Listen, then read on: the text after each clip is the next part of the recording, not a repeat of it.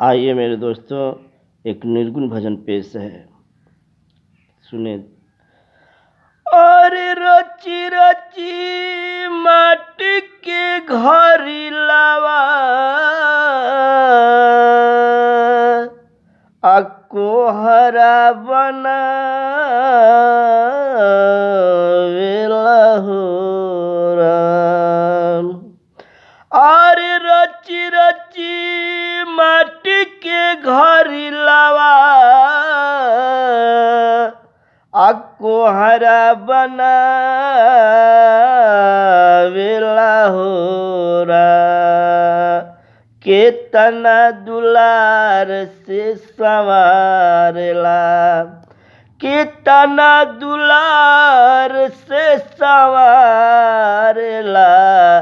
त केतना निरे खिलाएरा। अरे चुप रहो कोहरा, अरे चुप रहू कोहरा, दूसर घर लगड़नुएरा।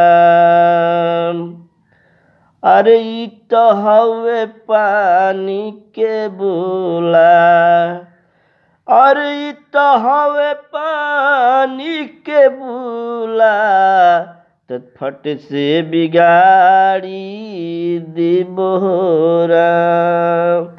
अरे रची रची माटी के घरी लावा, कोहरा बनावेला हो राम।